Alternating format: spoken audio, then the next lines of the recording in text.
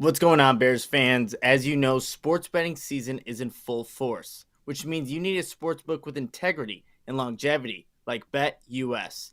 BetUS have been pioneers in the sportsbook industry for almost 3 decades, thriving and paying their loyal customer base. Join now at betus.com today and receive a 125% sign up bonus by using code Chicago125. BetUS has all your NFL games with team and player props, including NFL futures and odds. In addition to the NFL, you can bet on college football games, PGA golf, NBA games, and more. They have every bet type imaginable, and the BetUS mobile platform is easy to use with full betting options. Follow my lead and get your phone online and social sports betting partner with integrity and longevity like I did. Cash in on your 125% sign up bonus at betus.com with our code Chicago125. BetUS. You bet, you win, you get paid. BetUS. Welcome back, Bears fans, to the Chicago Audible, and welcome to our Week 9 Chicago Bears postgame show as our Bears fell by the final score of 29-27 in a valiant comeback effort that the Bears displayed in the fourth quarter. But unfortunately, just like we lost this game, Cairo Santos, he lost his streak in the final seconds with a 65-yard attempt that single doinked. It hit the crossbar and a kick that broke my heart. Not like any other kicks in Chicago Bears history or anything like that, but with such a excellent effort that I saw this team play with in the second half, especially the fourth quarter. For them to fall just short felt fitting, at least for me. But I'm excited to kind of break this all down. I'm Eros Littlewit. I'm joined by Nicholas Moriano and Mesa West, my two amazing co-hosts. And guys, let's just get a vibe check to kind of start this episode, because this is a game that Nick, you and I both picked the Steelers. Mason, you're trying to get a game back in your pick, so you went with the Bears. But this game went a little bit differently than I think all three of us expected. I think the Bears played much closer than we really anticipated. So at the end of the day, literally, as the clock's about to strike midnight, at least for me, how do you feel about it, Nick? It's a good question, Will, because initially it was what you typically saw from Bears in primetime games, right? It was just hard to watch in terms of the penalties, the unpreparedness that it seemed like this team was coming into this game. And then the defense started settling in, and then the offense started to make some plays and started to move the ball a little bit. And then you end up with a 29-27 score, nearly win the game with the 65-yarder hits the crossbar, which is just so fitting for the Bears. But it was too many of those mistakes that ultimately couldn't allow the Bears to make the full comeback. But I think what we all know, like with how Justin Fields played today, that's why I feel better about this loss. It still hurts, no doubt about it. Like, I was downstairs watching at the edge of my seat just by myself. I'm like, are they going to do this? They just reel you back in. It doesn't end up happening, but we did get to see a lot of good things from Justin Fields tonight. Yeah, we sure did. I'm excited to talk about the additional growth that we saw from Justin Fields, stacking that in back-to-back weeks once we talk about this offense in the second quarter of our show. But Mason, how about you? I know Nick and I got on. We were both kind of groaning, like, broken hearts. I fell to the floor as soon as the kick hit the crossbar and had like army crawl myself over to the desk and pull myself up, shrug it off. And it's only been a couple minutes. I'm starting to kind of calm down and feel a little bit better. But where's your headspace at, man? It was a game that neither team deserved to win. Like, if there was a way that both teams could get losses on that, that's kind of what it was. But what Nick said, alluded to there, I mean, tale of two halves, right? First half was classic Bears, more so, where you're just, all right, this is what it is. What are we going to do with this? But the second half, there was some positivity there. It wasn't just the run game, right? Justin had growth. The defense that was very shorthanded at times, right, was able to find its way and keep the team in it. So there was definitely some things to talk about in a positive light, which is, and I've been saying this, I feel like, since day one, what the season's all about. It's about the young players, specifically Justin, growing and seeing what we can go from there. At the end of the day, the win-loss, it sucks. It sucks to lose in that fashion, single doink, but it's better than the alternative, which is getting blown out by the Steelers. Absolutely. I see a few comments in the chat. They're saying it didn't hit the crossbar. I don't know if ESPN came out with an additional angle after I turned off the TV or not. Regardless, it's a missed kick. And the end result's not going to change here. But, single doink or not, crossbar or not, I still want to, just still kind of pay homage to the streak that Cairo Santos had that we've talked about for over a year now. And for it to go out in this style, as much as it sucks, I mean, it's a 65-yarder in Pittsburgh, as they mentioned, not a friendly place for kickers. So I'm not faulting him whatsoever there. But guys, let's get into the first quarter of this show and begin with our opening drive. And I want to go ahead and begin with my monster moment of the game. And I felt like I kept backspacing and erasing this one over and over throughout this game, especially in that fourth quarter as things and the tides were shifting. But I'm still going to give it to the DeAndre Houston Carson touchdown off of that Joel Iyiegbuniwe forced fumble on a punt. That was about with 6 minutes and 40 seconds left. DHC, DeAndre on the spot was able to get his scoop and score. It got the Bears down 3, and that really is the big reason why we're able to stay into this ball game, because at that point we were surrendering. I felt like, and I'll see where this kind of fell in the surrender index later, because we were down 10. Less than 7 minutes left, around midfield, still in our own territory, but we punted. And I was like, oh, there we go. We just give up the game right there. But the special teams was able to come in with a big play right there, just turn the complete table and get this Bears within striking distance. And then later, Justin was able to work some magic, and we'll talk about that. But without this touchdown by Bears special teams, we would not have been in that situation to begin with. So that's why it's going to be my monster moment of the game. And Nick, I know it's a little later into the show because I did the vibe check, but do you have an opening statement? Yeah, so I kind of want to talk about the Bears' offensive struggles in the first half and highlight their 2 drives right before halftime where the Bears get, really good starting field position, starting on their own 48-yard line. And you're two yards away from midfield, but they squander that drive, and it ends up being there was the sack by Justin Fields, TJ Watt, where, again, execution-wise, why are you leaving that guy unblocked to have him roll out? And the commentators are saying maybe it's on Justin, but still, it just doesn't make sense to me to leave a guy like TJ Watt unblocked. So you end up, completely having to punt on that drive, and then going to the other one where they actually get inside the 10, and just what the Bears ended up doing with the targets there. You have the run to David Montgomery from the 7-yard line, and that's fine. But then you try to utilize Jimmy Graham in the red zone. Yes, he has a mismatch one-on-one. The man hasn't gotten a target since week 3 against Cleveland. And now you want to start utilizing Jimmy Graham, a guy that, Justin Fields has obviously no chemistry with. They haven't connected, since week 3, even a target there. So, and there was just no Allen Robinson used in that situation where you're finally getting into the red zone for the first time within the 10-yard line. You're not using Allen Robinson. You see later in the game, start throwing him, good things happen. It's just squandered these opportunities early on. And again, it goes back to what I was saying initially. It's like they couldn't overcome those early mistakes to fully complete the comeback. And I think those are just some of them that you can look at early on in this game. All right, yeah, definitely a lot of shooting themselves in the foot, self-inflicted wounds. I think it was like the buzzword throughout the broadcast. Mason, how about you? Do you have a standout stat? I feel like there's a few that really jump out to me when I look at this box score. I think for me, I have to go with, honestly, the penalties. The fact that Chicago had 12 for 115 yards and Pittsburgh had 5 for 30, one of those, or last two of those coming near the very end. Definitely some of them from the Bears were undisciplined, bad penalties. They absolutely were. Like you just said, shooting themselves in the foot. On the other hand, there's a large number of the penalties that were called that were just like, I don't know what that is. There might be like the James Daniels one where he did a quote unquote cut block, but he was inside the tackle box and he also never even really made contact with TJ Watt. That took a touchdown off the board, and that was 4 points. That would have really helped in a game of this nature. Or the one where Marsh, well, yes, he lingered and stared off to the Steelers sideline probably a bit too long. And then you see the replay where Tony Correnti kind of turns and butt hits him, and then he throws the flag, and he lets it hang up there like he just hit a 3-pointer for the win. Like what is? There's just a tude there. That was weird. This whole game, it was just funky. When you see that big of a disparity in terms of not just the number of penalties, also but the yardage. The Jalen Johnson pass interference. It's like, what do you want him to do there besides just hand the ball to I believe it was Deontay Johnson.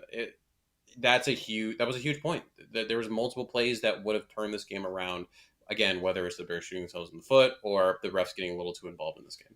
It's definitely okay. I'm not going to say it felt like they were, because we all know they indeed were too involved. And who knows? Maybe Marsh's family was sitting in, right behind the Steelers bench. He was just like looking at his mom, or looking at someone near and dear to him, and it was just a whole misunderstanding. I don't know. It's a shame. And I know there's even other missed calls that the refs didn't get on our side that, Mason, you didn't mention, whether it's Justin Fields getting hit in the head, Yep. other, things like that. It's just, you can go on. And I know we try not to really, gripe on officiating too much, but games like today, I feel like, Nick, I don't know if you want to chime in, but I feel like they are the exception to our rule. Well, it seemed like the refs really wanted to make themselves a focal point in this game. Like there was I don't know if it was initiative to throw some of those flags. It's like when you see Ben Roethlisberger get hit and get, flag, Mario Edwards, like, yes, I tweeted like Mario Edwards, personal foul, shot, take a drink. But you didn't really see much happening there. And then you see Justin Fields is clearly getting hit after throwing the ball, taking those 3 steps that they talk about, and there's no flag there.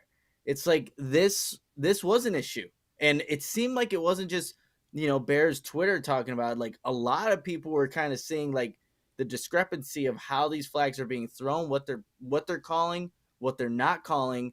It's an issue for sure. So they made themselves a part of the game. So I think it's all right that we actually bring it up, because it definitely factored into, a touchdown being taken. Like James Daniels would, regardless of like he didn't even land the block and he gets penalized for it, and then you take the touchdown off to Jimmy Graham there. So they definitely made themselves a part of this game, so it is worth talking about.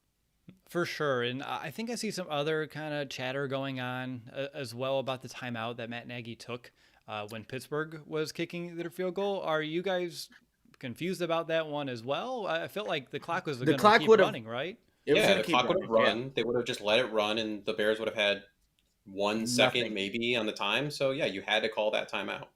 That was my understanding as well. So I just want to make sure we all three get on board and we're clarified. So if you're listening right now live, that's why you have to take that timeout. It sucks, but you don't want that clock to tick all the way down. But I think that does it for our first quarter of the show. And let's just jump right into the second. And let's talk about this Bears offense that, I don't know, guys, they found a way today. 414 total yards of offense, 7.1 yards per play. And it was really a tale of, I was going to say 2 halves, but I feel like late in the second quarter is when they started to kind of find their groove, whether it is actually pushing this ball downfield, taking those deep shots, finding holes in a zone, and Justin's able to capitalize on those. But let's just go over to you, Nick. What surprised you the most about this Bears offense here today? Again, 414 total yards, almost 9 yards per pass, and I think they finished the first quarter at like 1.6 yards per pass. Yeah, there's definitely a drastic difference, but I think what you saw from this Bears offense, it didn't really matter whether it was the tight ends or wide receivers. They were really attacking the middle of the field on those seam routes that I think, guys, we've been wanting ever since week 1, ever since the beginning of the season. Let's attack the middle of the field with these seam routes. But I think you saw that with Cole Kmet, and that's why he was able to have the 6 receptions, 87 yards that he finished with today. So that, I think, opened things up, and Justin Fields was seeing it. He was seeing those openings in the defense and delivering the throw. I think that just kind of opened things up, and when that happened, you're able to get the deep shot to Marquise Goodwin and other big plays to build off of those kind of deeper passing plays. So I think that was the biggest difference, because when you look at the rushing totals, like David Montgomery didn't have a David Montgomery-like game, obviously being back from injury, but it was really Justin Fields, his ability to attack the middle of that defense, utilize his tight ends to kind of get things going. Yeah, I think it's been about 3 years, Nick, that at least we've been talking on this podcast about utilizing the middle of the field, using your bigger targets down the seam. And they hit it a few different times today. The first time blew my mind. I was like, what is this?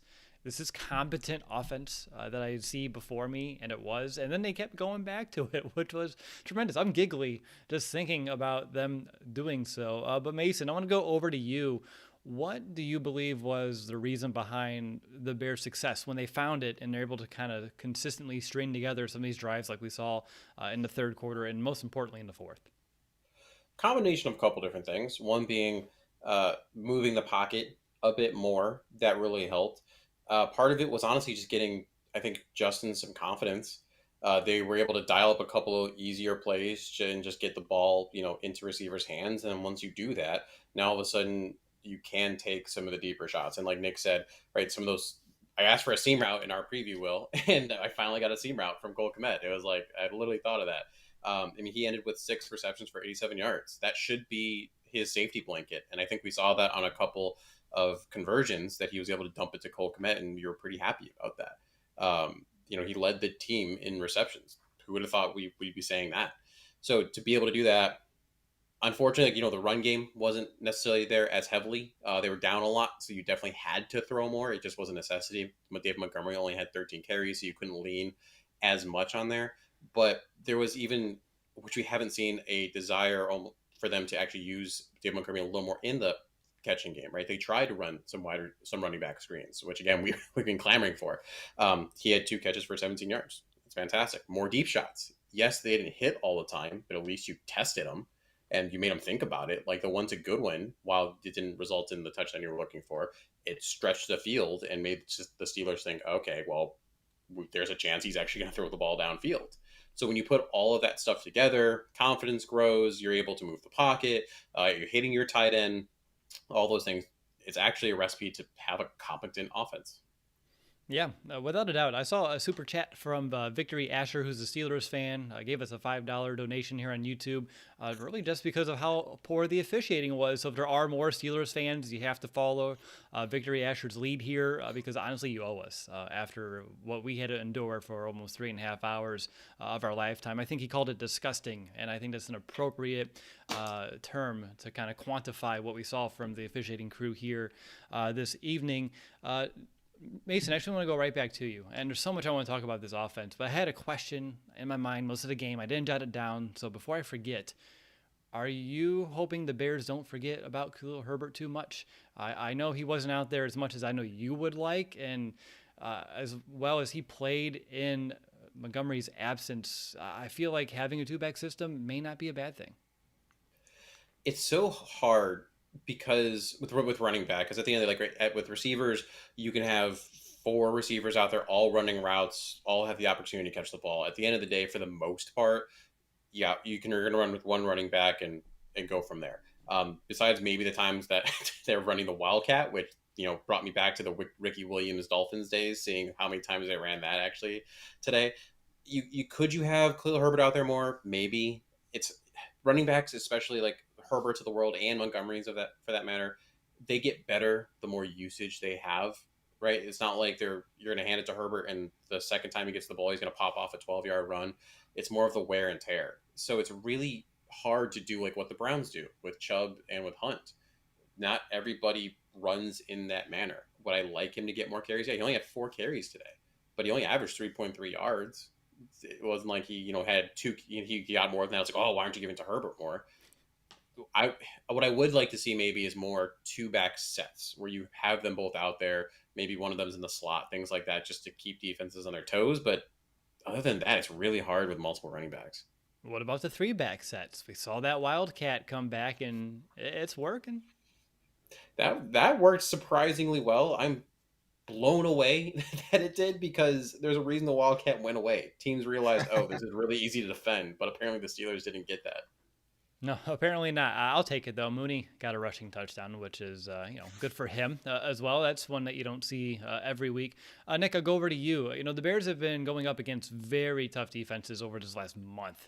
It feels like, if not even longer than that. And the Steelers brought another really strong unit for this Bears offense to kind of go up against. Are you? After just seeing everything and what we talked about. What are your thoughts on it? Did this surprise you as much as I think it did? Because, over 400 total yards of offense was way over my expectation level. Yeah, it's definitely for me too. And look, the Steelers did get to Justin Fields 3 times for 3 sacks, but I thought even just watching the reps with Larry Borum, when he was isolated one-on-one with TJ Watt, there were a couple good reps in there just from his standpoint. And, Jason Peters was injured like on the very first series. So you're looking at this offensive line thinking, uh-oh, this is going to be, just a long, long day for Justin Fields. And he did get hit a couple times, no doubt about it. But to put up that much yardage and still have so many hiccups along the way, like there was progress tonight. There was, and there's a lot of things that still went wrong, but I think it all goes back to the plays that Justin Fields was making, the throws that he was making, the decision making. There was one where he just felt pressure and immediately just took off. It's like earlier on in the season he would have held it on a little bit longer just to see what he can get, but now these instincts, these reactions, they're becoming second nature, and you're just seeing him kind of make that progress right before our eyes, which is exactly what we want to see in these tough losses, because Justin Fields is the one that's making them tough. These teams really have to work, because look, he drove them down the field for the game, potentially game-winning touchdown. It took a veteran quarterback in Ben Roethlisberger and the defense to give them all those yards to eventually get that score, but I think what you saw from Fields ultimately, that's what you want to continue seeing, even if the losses do feel like this afterwards. I think it's the decision making, being able to do that at a higher clip. But really late in the game, what really impressed me was that aggressive mentality. Like that second half, when you have like a third and short, you're taking the deep shot, or a second and short as well. The same thing, stretching that defense. I think, Mason, you're talking about that as well. Like the deep shot's a good one. Like you have to force defenses to honor that. I really like that approach here today. And then even though I know we scored a little too early, I love the deep ball to Allen Robinson, scoring immediately after that. Like that instilled so much confidence, like in me, that obviously when you don't have any confidence in the offense, watching it for the past month, it doesn't take a lot to kind of raise it a little bit. But still, just that really made me, I was impressed by what I saw. And there's not many times when I've watched this offense this year and I felt impressed by what they've been able to accomplish. So that's a special moment, at least for me as a Bears fan, watching this upward trajectory for Justin Fields and his growth. Mason, what do you think Justin did well today that kind of demonstrated growth to you? One of the things that I really liked, and part of it is the play calling, of course, too, but the designed runs are really nice because it just gets, an athlete, which Justin is, out in the open field. But then also Justin being more willing to be more decisive, right? Read, for, first read's not there, second read's not there, tuck, run. And there were so many times I felt like in some of the previous games where he would do one or be the opposite side of the spectrum, where either he would run immediately, it's just like first read and gone, or it took too long for him to decide, like, okay, I'm going to run. And so now it resulted in a sack. Versus today, there were multiple times where he was able to get out of dodge and gain a couple, 4 yards. He was able to sometimes, or even more. And that was really nice to see, because now all of a sudden the defense does have to think, okay, we have to honor this. We have to have maybe a QB spy on him. We have to make sure we maintain our contain, because you can be less aggressive, because if you get too far up the field, Justin's going to appropriately step up and slide out and get downfield. And he still kept his eyes downfield. There was the one, which I believe it came back due to a penalty, because of course it did, but where he was going off to the right, was looking like he was going to scramble, but he actually zipped the pass to Jakeem Grant, and then Grant ran up the sideline for a 15-yard gain. Now it was like 3rd and 20 or something like that, so it wouldn't have really mattered anyway, but that's what you like to see, right? It's scramble to pass, and if that's not there, then run. So being able to see those is great. Being able to see the touch. I mean, his touch is so nice when he has the time. When he can throw and get his, not throw off his back foot. It's the ball he can throw is just beautiful. And he's also learning the touch on some of these passes. Like we talked about, I believe it was in the 49ers game, that he probably maybe threw that pass to Cole Kmet when he was being guarded by Fred Wagner. Might have had too much pep on it.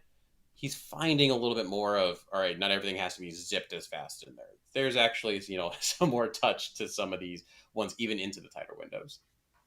For sure. And I think a lot of people listening also came away from this game just feeling very impressed by Justin Fields. And it is that multifaceted approach, being able to get him running. And I know one of my keys for the game plan on offense was more of those design rollouts. He was perfect on them a week ago. Saw him also execute at a pretty high clip here today. I still think what we saw from the offensive line today leaves you plenty, to be desired, at least moving forward. There, as you said, Nick, some good reps, but still by and large, I feel like Justin didn't have the time in the pocket needed to process these plays as consistently as I would like. And I don't know if they can come up with like a drill, whether if it's like a tripwire, a laser, like 1 yard down the field.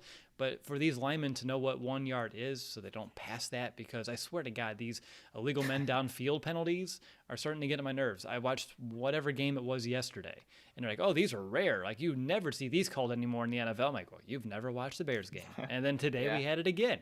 So that's just another, I don't know, negative on top of all these positives. But Nick, where do you kind of want to steer this conversation for this Bears offense?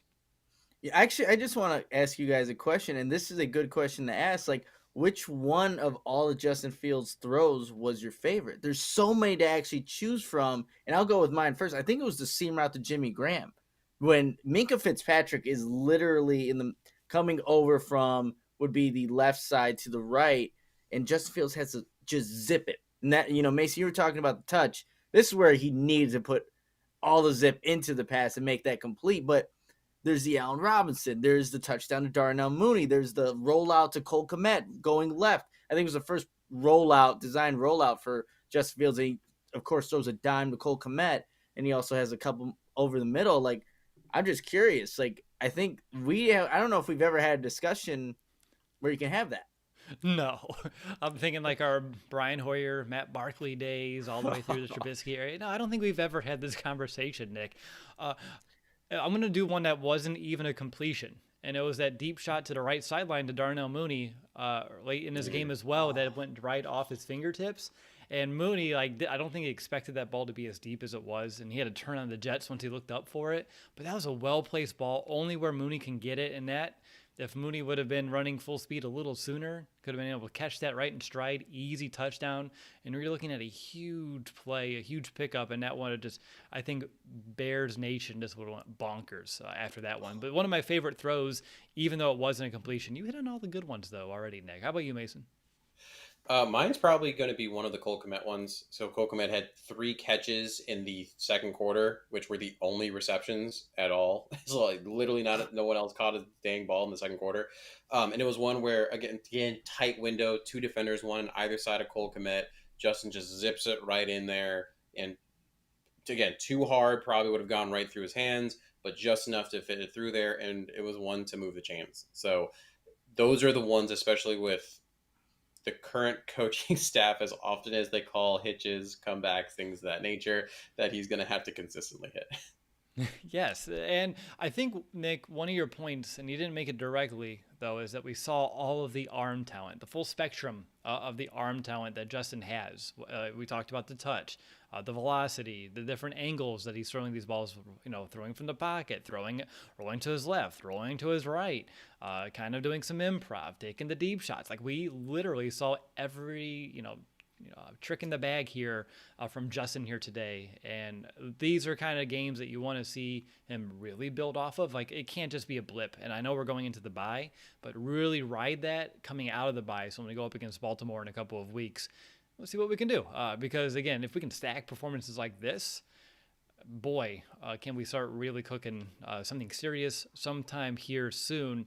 And again, this Steelers defense was no slouch entering this week whatsoever. One of the better units against the pass, against the run, keeping teams at bay in third down situations and in the red zone. And the Bears found a way to make almost magic happen because this offense has done nothing up to this point this season.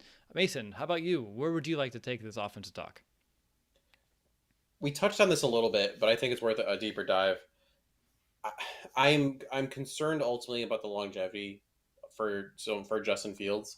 I feel like he's kind of getting the Cam Newton effect a little bit, where because he's as athletic as he is, especially on the scrambles, that they're allowing the hit, that window of what is like allowed to be a hit and what isn't is smaller and smaller. And that's something that ultimately is going to affect him long term, right? And affects the Bears long term, because if it goes that route, if they're like, well, you're too big, too strong, too fast, you're sliding late just because you have the reaction time. Sorry that you're not Ben Roethlisberger and stumbling forward into a 5-yard slide. Like, it's something that could end his career. right? Because there was like one in particular, Slade kind of turned around, and the defender came over the top of him, and his head snapped down, right? That could be that could be a lumbar fracture. That could be a cervical fracture, things of that nature. Like those things scare me when I see them, and he needs to be protected. And then that's not even talking about in the pocket. So a lot of times it's like what is the reasoning behind that, and when is that going to change, if it's going to change at all? No, that's a good point. I think the abuse that Justin takes, on a weekly basis worries me. Like every time he's taking a shot, like I hold my breath and pray that he's going to get up, things are going to be okay, and we can move on to the next play. But yeah, that's still one to kind of keep tabs on. How about you, Nick? There's a lot of positives here today. Any more that you want to hit on? You can harp on, third down issues. Those kind of reared their head again, but that's something I expected coming in this game. It's I guess the nature of them, though, especially early in this game, you're looking like 3rd and 9, 3rd and 12, 3rd and 14. Like this offense can't succeed when playing behind the sticks, and it's hard enough when it's 3rd and manageable this season. Like you really can't put yourself in those situations. But is there anything else on this Bears offense and what we saw tonight that you want to make sure that we take some time to discuss? Yeah, a couple of things. Going back to like the hits on Justin Fields, he also has to do his due diligence and not kind of take those hits himself. So when he's running towards the right sideline trying to take on Minka Fitzpatrick, it's like, hey, that's one where you need to avoid that hit, because he did get pop up, pretty fast, but that's a big hit, and you definitely want to not take those if possible. And then, just kind of going back to one of the throws that he missed early on in the game, where I think this is how you're seeing growth within the game. It was a throw to Marquise Goodwin over the middle of the field. He throws it a little too far out in front, and Goodwin, is not able to extend and reach that. But man, it seemed like after that missed throw from Fields, and that was one that he looked at the replay too. It looked like he was looking at the big big TV that they had or whatever, and just seeing like, okay, I missed that one. But it seemed like after that, it was pretty spot on with his accuracy. And then also kind of to go back to what you were saying, Will, with the third down, I think that's where you saw early on in that first half. Like you didn't see the design rollouts, the design moving the pocket. And then when you don't get that productivity from the rushing attack like you were the previous games, you are in those third and long, third and medium even, where it's not really advantage for the Bears offense at this point in time. So that's where they got to clean it up, because ultimately, if you don't have all those miscues or even go get the 2 field goals to begin in the red zone, or, when you're kind of driving down there, it's a different ball game. It really is. So that's where the Bears need to look and evaluate themselves to clean up these penalties, clean up these third and long situations so that their offense can actually continue making progress. They scored 27, which I didn't think was going to happen with this Bears team, seeing how they were playing offense for the past, couple of weeks. Right, and it's not just moving backwards due to penalties. You have these negative plays, which sometimes we've had some sacks. I know some of those kind of forced us to go 3 and out. They even had a drive late in the second quarter when they kind of got into field goal range, but then they had a sack. I think Watt was unblocked, and then he had the illegal men downfield, so then he had to end up punting. So it's those kind of shooting yourselves in the foot situations that they need to avoid. And I don't know if it's crazy, and I'm probably, it's getting late, and I'm riding the high of a good offensive performance. But, hey, if you can get out of your way sometimes, maybe this can be a competent offense as Justin continues to grow, to develop. As long as you can kind of stay out your own way, perhaps we should have some better offensive output consistently throughout the remainder of the season, or somewhat consistently. I'm trying not to set expectations too high or get too far ahead of myself here, but definitely those mistakes, trying to find ways to limit those, are going to be key for this Bears offense moving forward. And again, I'm just super proud of the turnaround. At one point, I think they had 3 straight 3 and outs, an interception, and then ending up handing a punt again. And then they build some small momentum, some confidence with those field goal drives. And then in the second half, those turned into touchdowns. And that's something that we have not seen from this unit really at all. So very just proud of the effort that we saw to them here today. Mason, any final thoughts on offense? One of the things that separates a true contender from a team that's trying to find itself, that's trying to save jobs, that's just happy to maybe finally have a competent offense, is I feel like the difference in that last touchdown drive that Justin had, where It was a great drive. The throw to Allen Robinson was beautiful. The throw to Darnell Mooney was beautiful.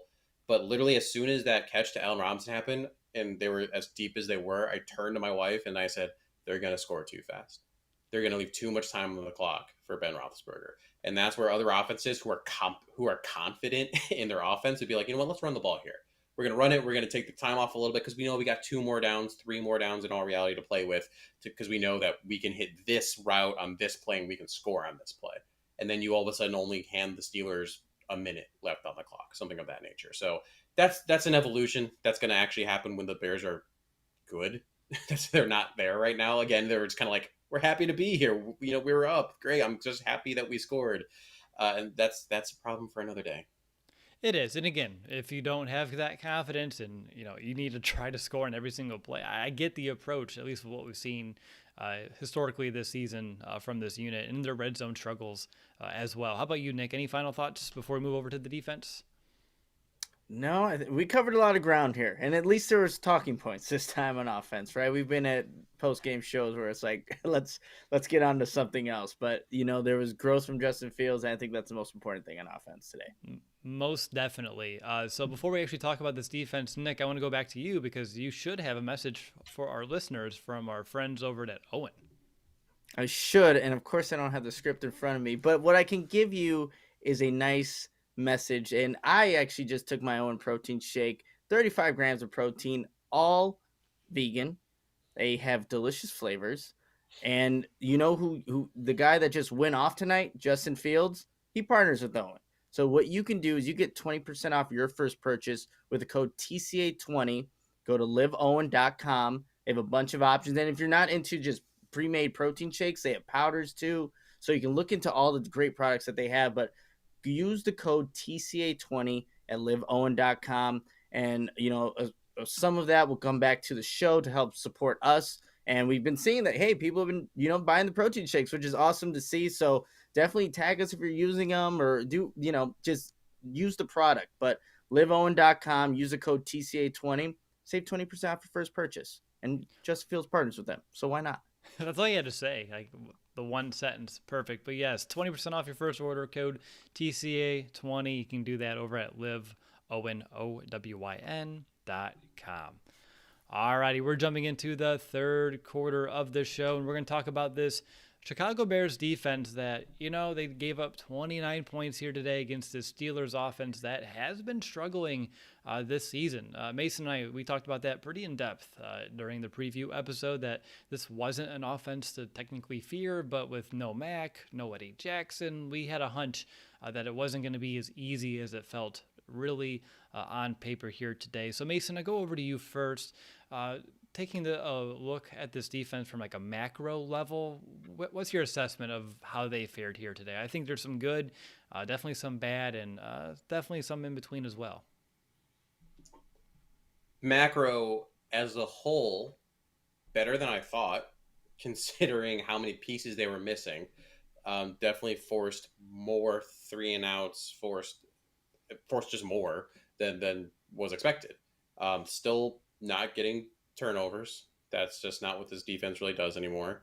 And Kindle Vildor got picked on. Like yes, he gave up some good. That was a mismatch between him and Pat Freiermuth for that one touchdown, but he was there. I mean, if he got his head around, he could have made a play on the ball. And at the end of the day, literally on the other side of the ball, the Steelers did the exact opposite, right? Joe Hayden played Jimmy Graham, and he was giving up a bunch of inches. So they got to figure out what they're doing at that cornerback too, because it's hard to say, but you can make arguments for a couple of positions, but that might be the weakest position they have on defense.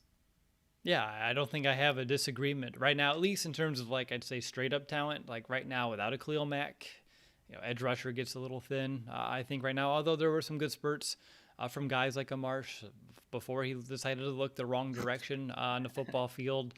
But yeah, no, that's Kindle Vildor was someone that just got consistently, bullied and picked on, as you said there, Mason. And whenever it felt like they were giving up a big play, number 22 was right around that area.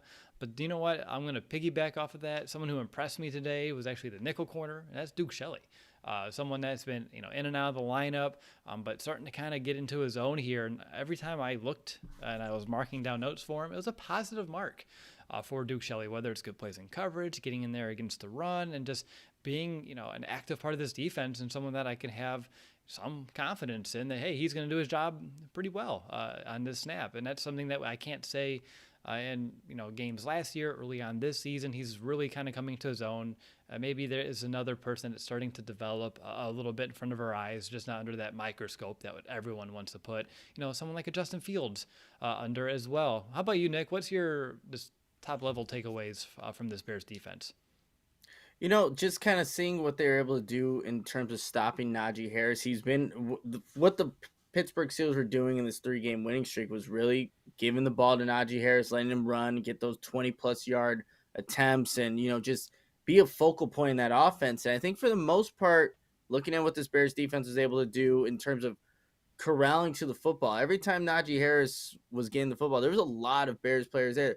Towards the end, you saw him kind of bust out some bigger runs. I think some of the bigger ones that he had all night, but it was later on in the game. But I think for the most part, I liked what they did at the point of attack. It seemed like when Pittsburgh was driving, man, did they have to work. Like, it got to 3rd and 1 a couple of times, and they had to go for these 4th down attempts.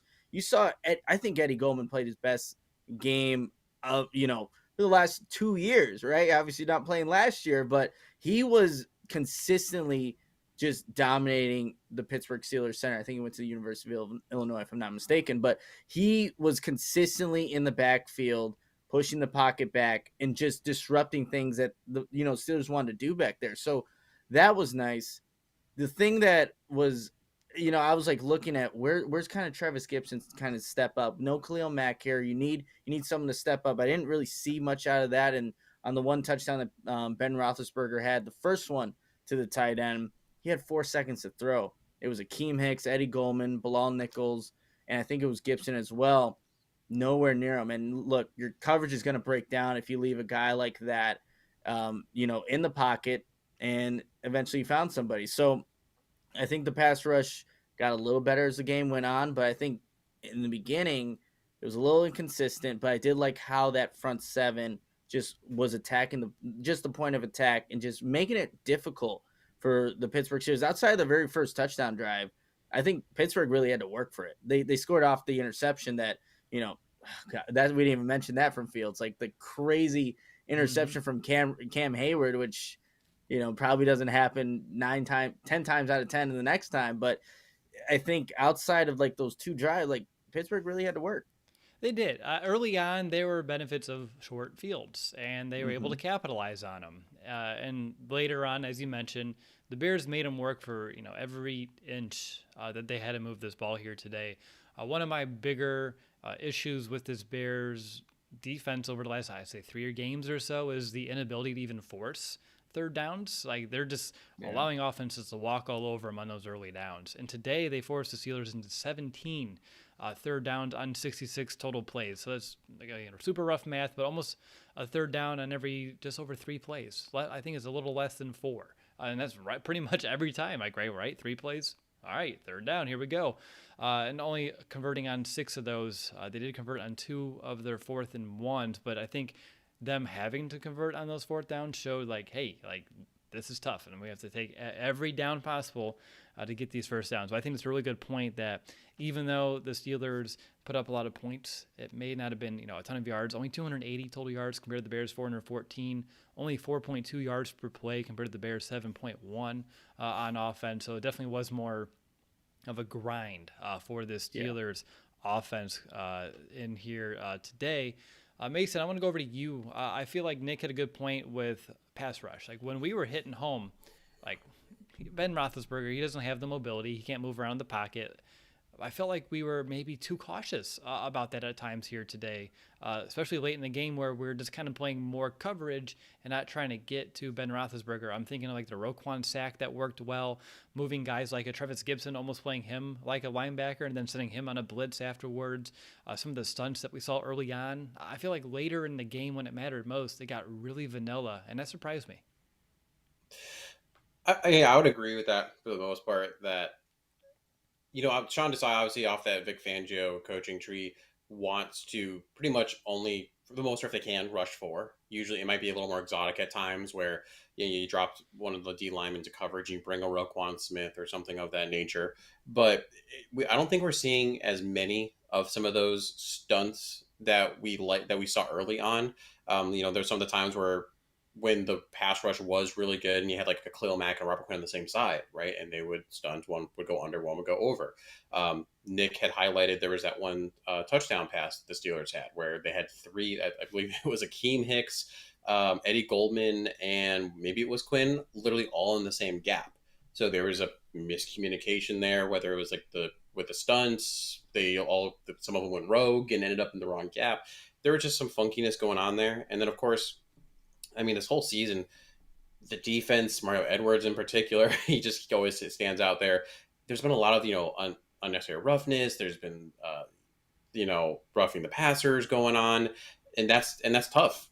I don't envy being a defensive lineman because you try to make a good solid play and your momentum carries you, and now you're hitting Ben Roethlisberger a little faster or later than you should, and now you're setting your team back a lot. So I think you do have to be sometimes a little more tentative on that. Now, on the other hand, sometimes you get too exotic, like when you're trying to prevent the Steelers from getting a field goal, and you decide to drop Robert Quinn back in coverage on Pat Fairmouth, who is leading the team in targets at the time, and now all of a sudden they're in field goal range. That's Sean Desai outthinking himself. Why is Robert Quinn in coverage? That's dumb. Don't do that. No, yeah, you're right. It's not a smart move, especially in that kind of a crucial moment that we saw it in.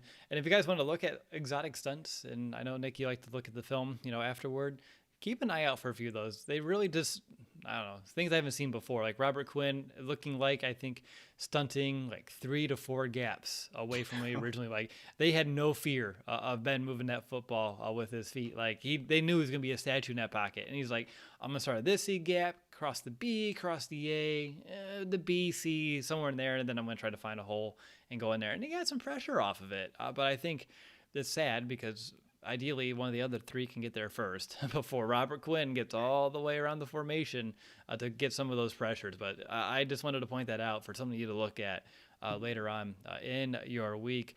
Let's talk about Roquan Smith for a minute because this guy was balling out today. 12 total tackles, 2 of them for a loss, as well as the sack. I was waiting for that sack too, like all game long. I was like, when are we going to send Roquan? And then they waited for a really strong opportunity, and it was just pretty much like walking down the bowling alley, just whoop and strike, like right down the middle. So Roquan Smith, Nick, what did you see out of him today? And I think it was a lot because he was all over the field. He just looked angry. Like, you guys just look at him deliver some of the play. Like Chase Claypool, I think after he got hit by Roquan Smith, didn't come back in the game. Like he was just laying out people. And there was a really good play by him and Danny Trevathan, who had to get the start with no Alec Ogletree to force one of those 4th down attempts, Will, that you were talking about earlier. It was just both the linebackers kind of identifying where Najee Harris is going to be, filling that gap and making the stop. And that's why Najee Harris didn't have, that productive of a game in terms of yards per carry in this one. But yeah, Roquan Smith, if people weren't aware now, I think they should be at this point of what he's capable of doing, the type of linebacker that he is, and how he is just a focal point for this Bears defense. But it felt like every single hit, it just looked like it hurt to receive that blow from Roquan Smith. So yeah, he balled out, and that's exactly what he needs to do when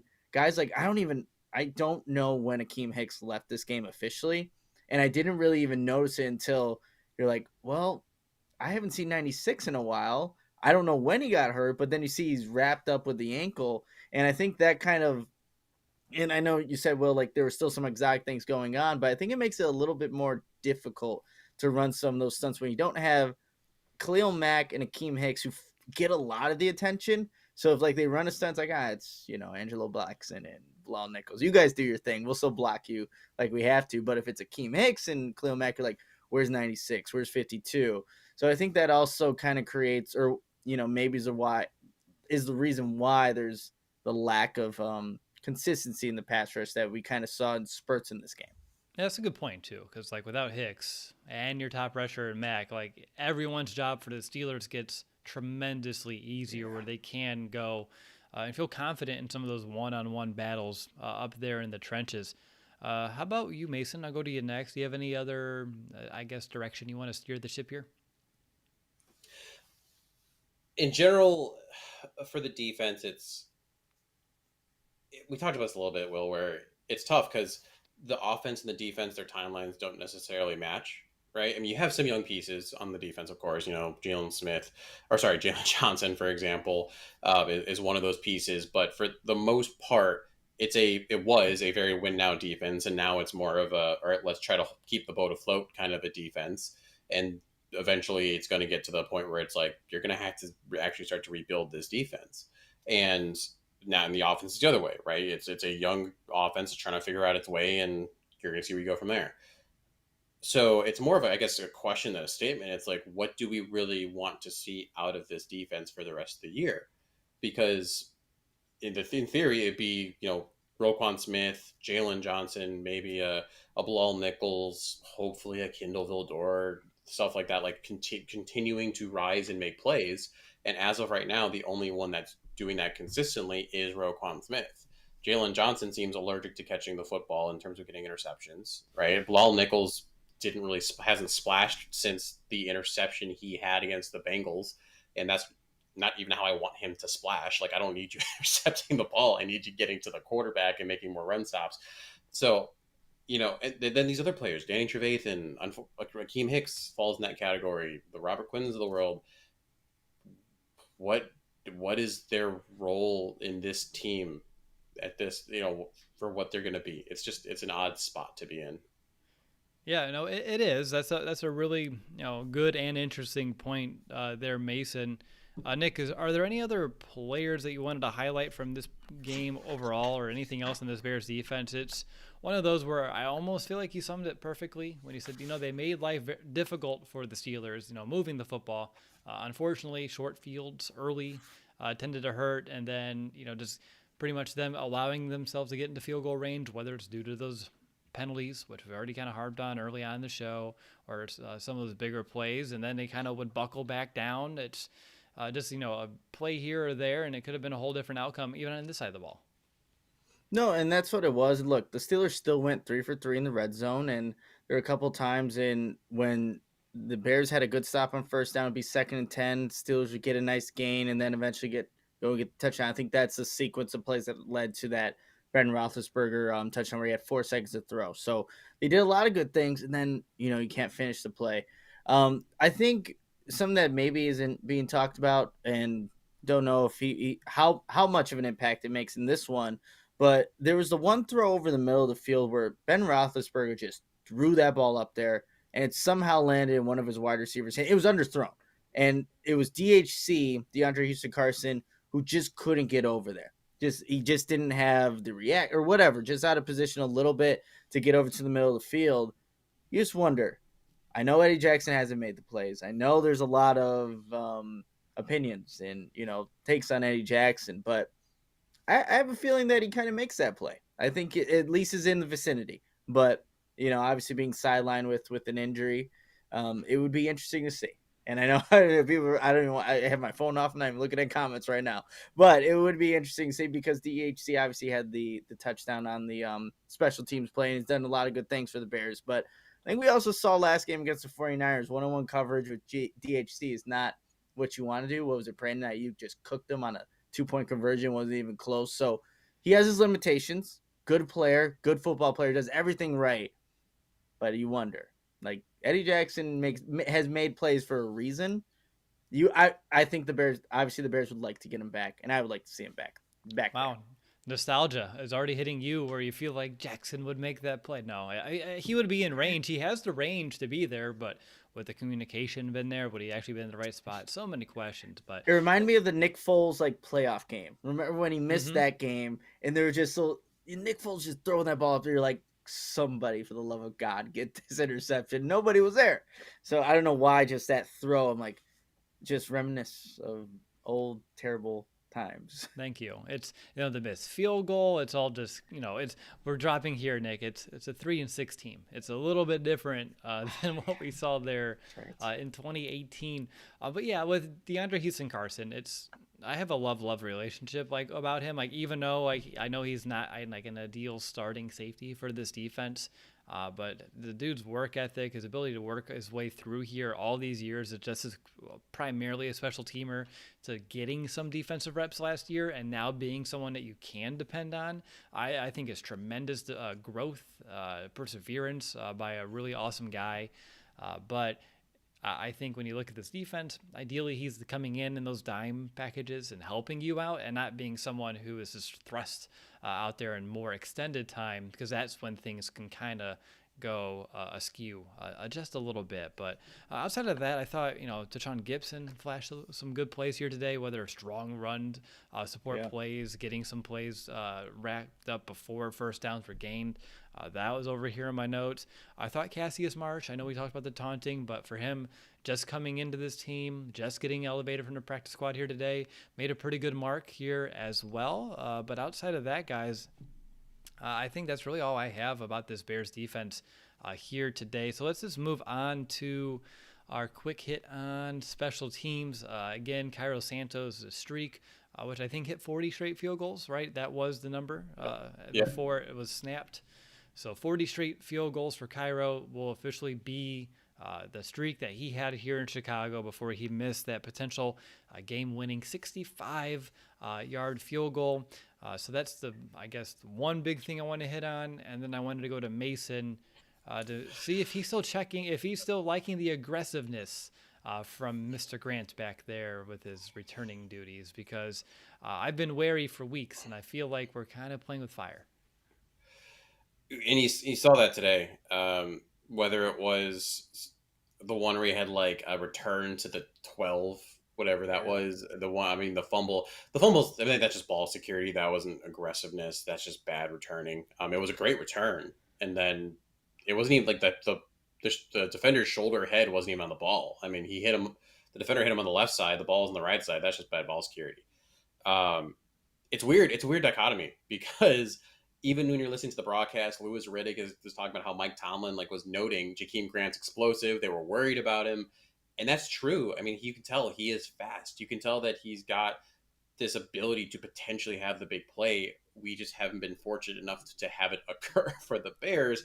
And then in addition to that, unfortunately, there are just too many times where you're getting the 10-yard return out of the end zone. You're getting the 15-yard return out of the end zone. And when you have an offense that has been as pedantic as the Bears have been, you need as many yards as you can get. So the Jakeem Grant diamond is starting to lose some of its gleam. I prefer what he's doing compared to some of the returners of the past, right? At least he's not allergic to the ball like Ted Ginn. That was more for me an issue than him being too aggressive. So we'll see how it goes. If he gets a return touchdown, if he can get a 55-yard punt return to get him in good field range, it'll settle things down. But until then, he needs to figure it out a little bit. I'll say this. I'm just thankful he didn't take that final kickoff return out of the end zone and run for 8 seconds just to get back to the 25. That was elation for me, because I really thought he was doing it. And I think even the broadcast thought he was doing it too. All right, he's someone that's going to take it out. Here we go. And he didn't. Well, and one thing too that I thought about today is one thing that was really underrated about the Hester special teams was how good that special teams unit was blocking. Yes. When you watch what this special teams can do obviously in punt coverage, they're horrendous. When you watch what they do in punt and kick block, it's they're not good at that either. So it's at some point, why have someone be as aggressive if your return scheme is just going to be abhorrent? Ooh, whipping out the big words here near the end of the podcast. Congratulations. My brain is slowly slipping into... Yeah, 12:40 in the morning. Got to be back up for work and a baby doctor appointment pretty early. So we're getting there, a little exhaustion, but games like today definitely help. If it would have been how the game was going in the first quarter, and it would have just been the same story, this show would have been over about 25 minutes ago. Exactly. Yeah. Yep. But I'm glad they give us a little bit more positivity to talk about. Nick, anything else on special teams that's worth hitting on? We talked about the DHC scoop and score, Santos streak ending, a little bit about Grant. Anything else? Hey, Joel Buniwe. I'm pretty sure he hit that ball. Like he had something to do with it. They couldn't pronounce his last name. I'm like, I know how to pronounce that last name. We said it way too many times where he hasn't done anything.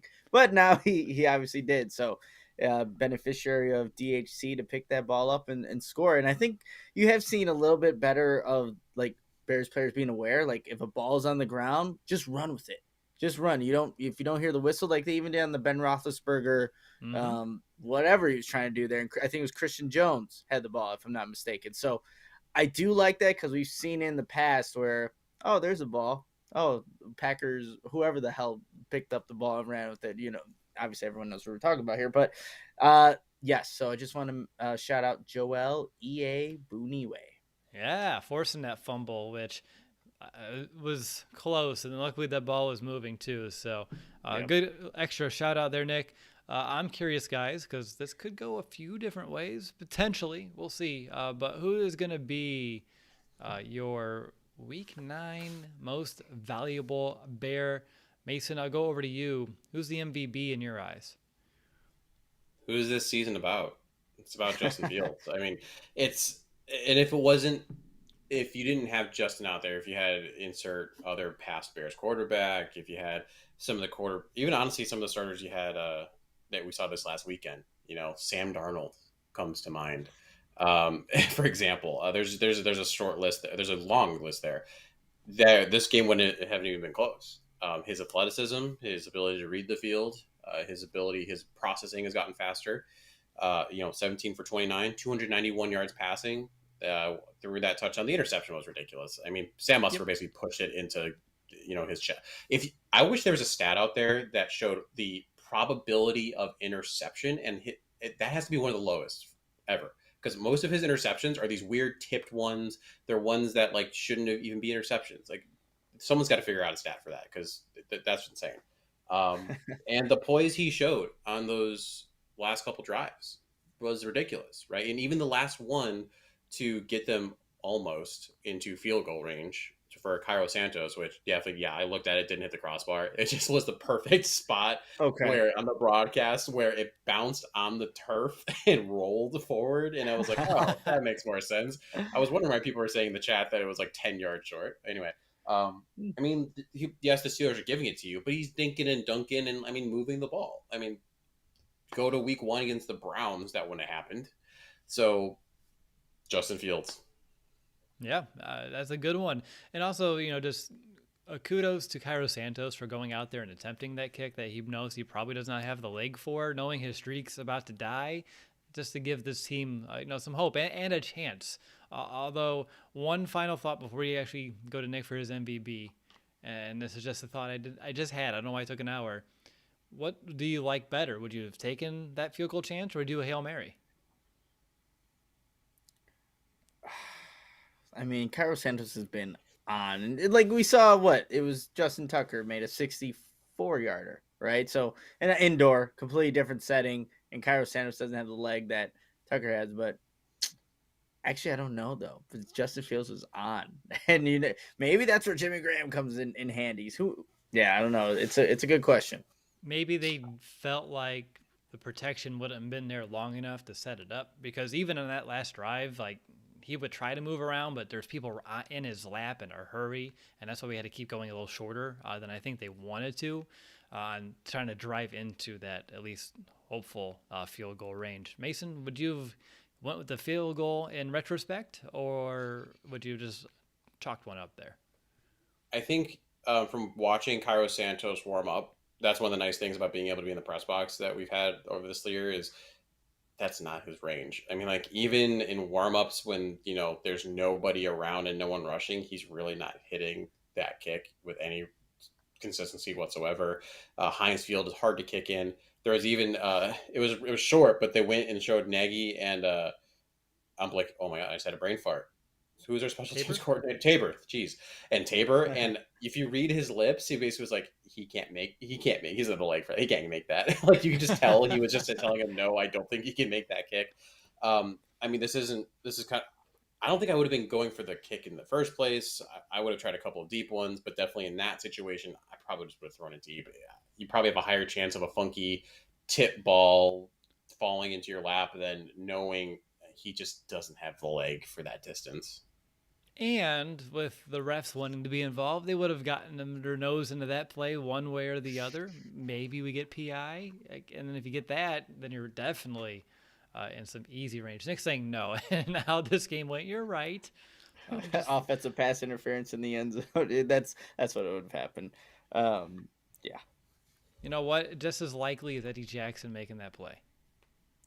Well, Yeah, you saying that season, yeah. blew my mind. Like, I don't know. I went back to 2018 for some reason. Just seeing that ball float up in the air, like I remember wishing that Eddie Jackson could be there. We'll never know, but I'll give my MVP because Please. This is where this is going. I think it has to be Justin Fields, but I think Cole Kmet is deserving, not for an MVP, but on the way up. And I think we saw that even last game. So he is starting to be utilized more, which is it's about time, you guys. Honestly, I think a lot of people are already out, or still probably are out on Cole Kmet, and like this maybe just a once in a lifetime game. I think you're just starting to see Justin Fields become more comfortable with him. He's a big reliable target from what we showed in this game specifically. So him being a guy that you can mention, Eddie Goldman, like we were talking about earlier, but it is Justin Fields because of what he did in that fourth quarter, that final drive, the throws and decisions he had to make, and what that could potentially mean moving forward. It's not like Mitch Trubisky against the Eagles and that drive that he's gonna become this quarterback that we all hope envision him to be. No, Justin Fields has shown just in this game that he can learn from his mistakes, make the right throws, process, and do that on the road. And he had the game won, and defense just kind of gave it up at the end there. So it is Justin Fields as the MVP there. I'll make that a consensus. Again, about 340 total yards from Fields between what he was able to do through the air as well as on the ground with his feet. And this is a Steelers defense that averaged 350 total yards per game given up by them, total, which is 11th best in the NFL. So I think the growth that we saw from Justin here today and the ability to push that ball downfield. I see receivers that their averages, I think all besides David Montgomery, if I'm not mistaken, have double digits for their average. Yes. So David Montgomery averaged 8.5 yards per reception. The next lowest Bear was Darnell Mooney at 13.7. So everyone else is higher than that today. Without Justin, I don't think that's possible. I saw in the chat, though, that Brendan Henderson gave Kendall Vildor for the most violated Bear, which is a different spin on MVP that I've never considered before. That was a good one, Brendan. I appreciate the laughs here this evening. But no, I think Justin Fields is an easy one. And other than that, guys, as we kind of get into some final thoughts and all that good stuff, it's interesting that Allen Robinson had his best game of the season, right? 4 catches, 68 yards, something we haven't really seen him do. And yet it goes so under the radar. We didn't mention it once when we talked about this Bears offense. Just food for thought as I was kind of rescanning this box score. But guys, let's go ahead and get into our 2-minute warnings. This is where we kind of put our final thoughts together, both for this game as well as it's kind of the season moving forward. So let's go over to Mason first, and you are up with your 2-minute warning. So I've been saying this the last couple 2-minute warnings we've done. It's just keep in mind what this year is about. It's not about the win-losses. It's about what doesn't go in the win-loss column. It's those moral victories that when you're a contending team, you don't care about. But when you're a non-contending team, and the Bears are certainly a non-contending team, that's what matters. It's the moral victories. It's how is Justin Fields progressing? How is the connection between him and his young weapons? Right? What is that like?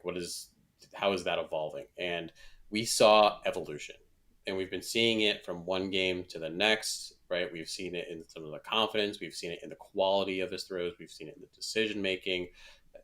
It's something that's really nice to see. Now, one thing that I'm really interested to see is what happens out of the bye. because as we know, the Bears tend to not be good out of the bye for whatever reason. It's just like the Bears are not good out of timeouts. That was something we also didn't talk about, how they took a timeout and somehow had an illegal Oh. formation. But yeah, that's we're not in that part right now. We're talking with a 2-minute warning. So what will Justin, what will Matt Nagy against a very good Ravens team? What will they do? And the Ravens, and this is looking a little ahead, but they've been an interesting team, right? I mean, they played the Vikings close, they played the Lions close. It seems like they kind of play to their down to whoever they're playing. So that'll be something that we're kind of looking ahead to at this point. And as we're looking ahead, again, just continued growth. So can we get a game out of Justin that it's 2 passing touchdowns? Because I know he can run. I know that. Can he throw it? Can he throw what's that one phrase that was thrown around a lot? I think it was with Mitch. Throw the ball through the keyhole or whatever stupid Oh phrase they yeah. said that Mitch couldn't do. can can Justin throw the ball through the keyhole and put up 2-3 touchdowns and take it to the next level? Really well done. Great 2-minute warning. I'll jump in over with mine here real quick. And I guess I just want to begin it by kind of echoing the sentiment and statements that I've been kind of spouting throughout the entire episode. And that's just the resiliency that we saw from this team here today, because we have not seen that early this season. We've seen this Bears team just getting beaten and battered and broken week in and week out over the past month. And it's been kind of frustrating to watch. It makes it a little tougher to kind of get ready for some of these preview shows and hopping out for post games and trying to figure out other ways to explain what went wrong. And today it's a little easier because, the margin was much thinner. And really what you were able to see with this Bears team struggling early on both offense and defense. It was not pretty early on. Steelers were able to walk down the field, even though they're short fields, and this Bears offense consistently 3-and-outs or turnovers. And, despite that, they stuck together and they're able to stick with it and go and make this comeback here in the third and fourth quarter. Unfortunately, they only led for like a minute of the entire game. It wasn't a lot of time that they led, but it was almost the most important time, which would have been, all 4 zeros on the game clock when it was all said and done. But as Mason said, we saw a tremendous amount of growth from Justin Fields. I think from last week, which he kind of started getting that national buzz, and now taking it to the next level here today by being able to make great plays with his arm. We talked about it in the second quarter with all the arm talent on full display, making all the throws that you want him to make. We saw everything and more, I think, here in this game. You just couldn't really get out of your own way if you're the Chicago Bears. And as we know, some of those calls didn't help us at all either. It's one of those games that, one of those go one way or the other, and it can be an entirely different outcome. But still, probably the happiest I've been in a post-game show in quite some time. So that's great. Nick, I'll go over to you for your 2-minute warning. Well, I'm really glad you took it in that direction because I want everyone to kind of go back and remember that first half. The inability of this offense to do anything, and it came out sluggish, penalties. It just looked mismanaged. That's the coaching staff that Justin Fields is currently on. He has to almost bail them out with these incredible throws. They're not doing anything in terms of having the consistency with the design rollouts or catering to his strengths until later in the game. It's like what I think people need to just remember is like, yes, you could be excited about Justin Fields and the progress that he showed, but also remember the inept ability from the coaching staff, the players around him, what this current team is looking like, because ultimately, if it's just Fields carrying this team offensively, I think that's almost the best case scenario in terms of getting everybody else out. The Bears are still 3-6. They lost. They only, like Will said, had the lead for a minute. They looked terrible offensively in this first half, and that's because of all the penalties. The mismanaged time. How do you mismanage a timeout? I'm so glad Mason brought that up as well because that's inexcusable. And yes, they've already been at road games and have played in the primetime games. Week 1 they did that, but yet they came out to start off a game like that. Cannot happen. Bears fans should be fed up with it. And yes, we saw some spurts offensively, growth from Justin Fields, but we all know that this is not going to be the coaching staff, the offensive scheme that's going to grow with Fields moving forward. So just remember that in terms of when we see these games, it's like that's not going to be the coaching staff that's going to be here when Fields is still progressing, because that is going to consistently be the case throughout the season, where we're going to see these questionable coaching decisions, bad play calls, and where the design rollouts. They're going to continue after the bye week. They're not going to solve their problems. We've been Bears fans for way too long. We all know how this goes. Yeah, we do. It's all too familiar, Nick, to say the least. So, really well said by both of you for this entirety of this episode. I'm going to kind of close up shop here.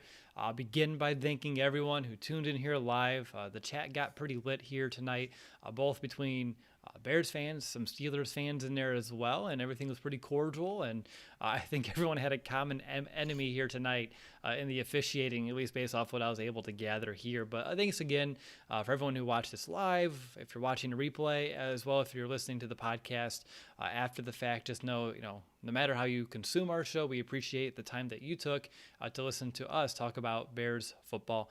Make sure to subscribe to our YouTube channel, rate, review our show over on Apple Podcasts. It helps us when we're talking to new potential sponsors of the show. Coming up next, I think we're kind of undecided right now. It is a bye week, but we'll definitely come back out with some additional content for you all to kind of hold us over until the next game week, which is the Baltimore Ravens coming to town. But the Bears do fall to 3-6 after this almost comeback attempt by the Bears here on Monday Night Football. But until next time, bear down, Chicago.